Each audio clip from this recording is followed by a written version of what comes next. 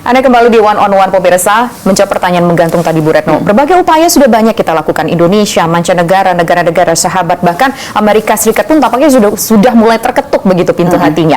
Tapi tampaknya sampai sekarang belum ada tanda-tanda Israel dalam tanda kutip punya jiwa kemanusiaannya. Belum kita melihat mereka menurunkan eskalasinya. Ya. Apa yang bisa kita lakukan lebih jauh, Jadi, Bu Retno? tadi saya sudah sampaikan bahwa kita sudah melakukan banyak hal di semua forum PBB, itu kita suarakan. Di semua forum internasional, itu kita suarakan. Kita berusaha untuk membentuk sebuah koalisi yang lebih banyak untuk melakukan tekanan dan untuk macam-macam lah, untuk memberikan bantuan kemanusiaan dan sebagainya. Itu adalah satu hal. Nah, hal tambahan, tadi kan saya sampaikan bahwa saya tidak akan menyerah, saya akan terus berjuang, Indonesia akan terus berjuang. Satu langkah tambahan adalah dalam koridor ICJ, International Court of Justice atau Mahkamah Internasional. Di sini perlu saya jelaskan supaya tidak teraduk, ada dua hal yang sedang terjadi di Mahkamah Internasional. Satu adalah path atau track yang diambil oleh Afrika Selatan untuk membawa Israel berdasarkan konvensi genosida. Indonesia tidak bisa langsung masuk bersama dengan Afrika Selatan karena kita belum menjadi pihak dari konvensi itu. Tetapi kita memberikan dukungan politik kepada apa yang dilakukan oleh Afrika Selatan. Nah, dari apa yang dilakukan Afrika Selatan sudah ada keputusan temporer, jangka pendek. Mereka ini adalah Mahkamah Internasional, memerlukan waktu yang akan panjang memang untuk sampai pada keputusan akhir.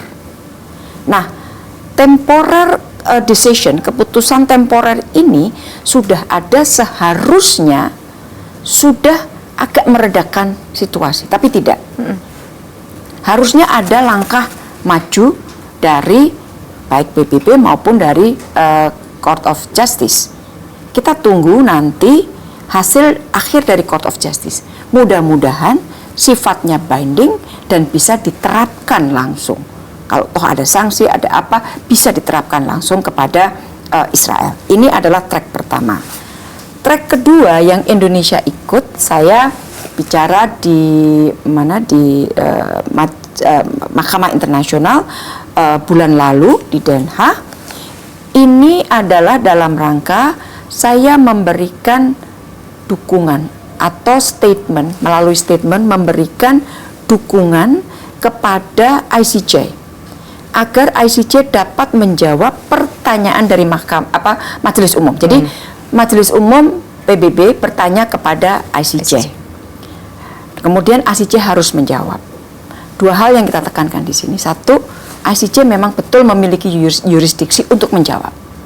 Yang kedua, kita sampaikan jawaban dukungan bahwa apa yang dilakukan Israel itu semuanya sudah melanggar hukum internasional. Jadi dua hal itu. Dan bahasanya memang bahasa hukum ya, karena ini jalur hukum yang diambil melalui Mahkamah Internasional. Kita lakukan, ada yang lisan sudah kita berikan, written statementnya kita berikan tahun lalu, tahun ini awal tahun Februari kita berikan oral statement. Ini hanya sekali lagi hanya untuk menggambarkan apapun upaya yang kita bisa lakukan untuk membela bangsa Palestina, kita akan lakukan. Jadi sekarang menjadi tugas semua sistem yang dibentuk oleh dunia internasional untuk mengetes apakah sistem ini bekerja dengan baik. Ada satu negara yang begitu sedikit melanggar hukum internasional langsung kena sanksi, sedikit atau banyak pokoknya dia melanggar kena sanksi. Ini melanggarnya itu udah kelas dewa, tapi kenapa diam? Maka di situ pertanyaan kita kembalikan, apakah sistem multilateral yang kita bangun ini bekerja dengan baik atau tidak? Seharusnya dengan sistem multilateralism tidak boleh ada satupun negara yang berada di atas hukum internasional. Tapi faktanya sampai sekarang kita masih menanti dan belum ada hasil yang kita harapkan. Tampaknya memang begitu kuatkah Israel ini lobby-lobbynya? I guess so. Perkiraan saya begitu. Nah, kira-kira Bu Retno, sekuat apa sih negara-negara lain? Mungkin ini kan yang kita lihat berbicara Indonesia, sejumlah negara-negara Muslim. Bagaimana mungkin dengan negara-negara non-Muslim lainnya melihat ketika Ibu berada di mungkin katakanlah lingkungan diplomatik secara internasional begitu? Seperti apa sih melihat negara-negara lainnya selain negara-negara Muslim melihat peristiwa kemanusiaan yang sangat-sangat luar biasa menyedihkan sekali? Saya oleh kolega-kolega saya sesama Menteri Luar Negeri, saya sudah dikenal dengan Menteri Luar Negeri yang sangat vokal pada saat berbicara mengenai masalah Palestina, kemanapun. Dan sampai pada saat kita melakukan perundingan ASEAN Uni Eropa, pertemuan Menteri Luar Negeri di Brussel bulan lalu, paragraf mengenai Palestina menyisakan kita dan maksudnya kita yang bertahan atas nama ASEAN tentunya ya, tetapi kita mengatakan kita tidak bisa vis-a-vis Uni Eropa, ada tawar-menawar. Dan saya selalu bicara dengan teman-teman saya dari Barat, mereka semuanya adalah teman baik saya. Saya selalu mengatakan, ini adalah waktu bagi Anda untuk menunjukkan konsistensi, bahwa hukum internasional, human right harus dihormati. Karena kan kita sering mendengar banyak pihak bicara human right, international law, Saya sampaikan, this is the time. Kamu tunjukkan kepada kita bahwa apa yang selama ini kamu dengung-dengungkan, kamu jalankan secara konsisten. Jangan bermain double standard. Dan saya bicara itu dengan menteri-menteri, terutama dari negara-negara Barat. Dan saya sampaikan pada saat UNRWA itu adalah lembaga PBB yang ditugasi untuk membantu pengungsi Palestina yang sifatnya jumlahnya jutaan, karena ada accusation, dugaan, tuduhan dari Israel bahwa ada beberapa pegawai UNRWA yang terlibat dalam serangan 7 Oktober oleh Hamas. Kemudian beberapa negara immediately ngangkat handrem, bantuan uang, bantuan finansial kepada UNRWA dihentikan sementara. Day one saya sudah bicara dengan komisioner UNRWA. Kita melakukan pembicaraan per telepon. Saya ingat saya ada di Luang Prabang di Laos. Kita melakukan pembicaraan telepon sudah larut malam.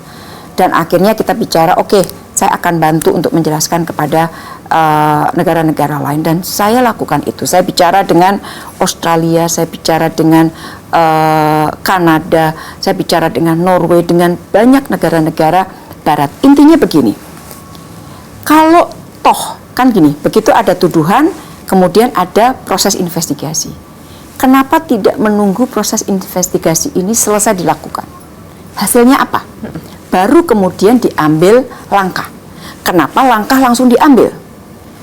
Yang kedua, kalau toh dari proses investigasi ini terbukti ada beberapa orang yang memang terlibat, ya sudah dipotong saja. Orang ini diberi hukuman sesuai dengan aturan, kerja UNRWA dilanjutkan. Kenapa kok yang dihukum UNRWA-nya? Kenapa kok yang dihukum kemudian bangsa Palestina lagi? Dan kita sangat sambut baik ke beberapa negara sudah kemudian berubah sikap. Australia misalnya baru beberapa hari ini mengumumkan bahwa dia akan menghidupkan kembali bantuan kemanusiaan. Hal yang sama juga terjadi di Kanada. Jadi kepada siapapun saya bicara terus, nggak habis-habisnya. Maka saya sudah dikenal sebagai orang yang sangat keras pada saat berbicara mengenai Palestina, termasuk terkait dengan UNRWA ini. Dan alhamdulillah sudah sedikit demi sedikit sudah ada kemajuan. Beberapa hari yang lalu saya sempat membaca sebuah artikel dari sebuah media online menyebutkan bahwa Israel akan memindahkan warga yang berada di Rafah kalau tidak salah ke pulau yang mereka sebut itu dalam tanda kutip adalah pulau kemanusiaan. Bagaimana mungkin kita berpikir bahwa sudah jelas-jelas banyak yang menilai mereka melakukan pelanggaran kemanusiaan, tapi kemudian mereka ingin menempatkan orang yang berada di Rafah, masyarakat yang berada di Gaza, di pulau yang mereka sebut dalam tanda kutip kemanusiaan. Apakah ini sebuah ironi, Bu? Kalau mereka berperi kemanusiaan, mereka tidak akan melakukan apa yang mereka lakukan sekarang. Ya kan? Kemanusiaan mana? Tunjukkan kepada kita, kepada dunia, rasa kemanusiaan sedikit aja, nggak usah banyak-banyak. Saya kira mereka akan sulit untuk mempresentasikan apa sih yang mereka lakukan untuk kemanusiaan. Mengenai masalah pulau kemanusiaan, ini adalah, jadi ini terkait dengan masalah displaced person.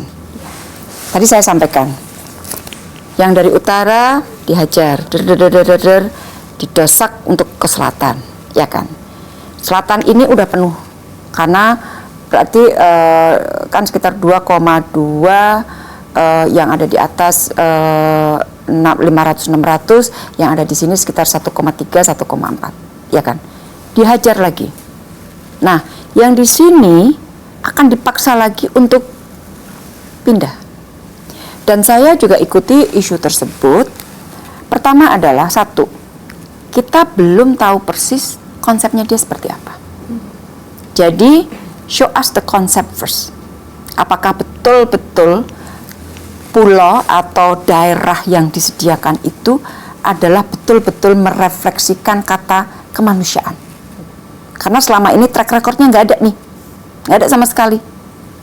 Yang kedua, mereka ini, dan ini Barat termasuk Amerika, dari awal mereka sangat menentang adanya forced displacement, yang berarti perpindahan orang dengan paksa, seperti yang dari utara ke selatan, itu dengan paksa. Dan sebenarnya kenapa selatan diserang terus juga kemungkinan ada dugaan, ini sekali lagi ada dugaan, ini adalah untuk memaksa mereka untuk keluar dari Gaza. Maka saya pernah di satu pertemuan internasional saya sampaikan bahwa saya curiga atau patut diduga bahwa semua ini adalah skenario pada saat yang di selatan terus diserang supaya mereka keluar. Kalau orang Palestina keluar, orang Gaza keluar dari Gaza, itu adalah bagian dari skenario bahwa orang-orang Palestina akan meninggalkan tanahnya untuk selamanya. Dan saya yakin juga, karena ini juga beberapa kali sudah diomongin oleh beberapa pejabat pemerintah Israel mengenai two-state solution, no more two-state solution. Jadi mereka skenarionya adalah memang untuk menghapuskan Palestina. Jadi sekali lagi mengenai masalah pulau kemanusiaan ini, pertama, show us the concept. Yang kedua, kita akan konsisten untuk menentang adanya forced displacement, perpindahan yang dipaksa. Jadi lebih gampangnya adalah daripada menyiapkan pulau kemanusiaan, berhentilah menyerang masyarakat sipil dan infrastruktur sipil. That is the best way that you can do for kemanusiaan. Itu yang kita tunggu semua, Ibu Retno ya. Nah, Bu Retno, kemudian apa yang mungkin Bu Retno harapkan dan kita harapkan semua terkait dengan masalah di Palestina ini untuk pemerintahan yang baru nanti? Yang saya harapkan adalah bahwa isu Palestina kan tidak akan selesai ya. Tidak akan selesai pada saat kita melakukan perpindahan pemerintahan, which is untuk negara demokrasi ini adalah hal yang sangat normal.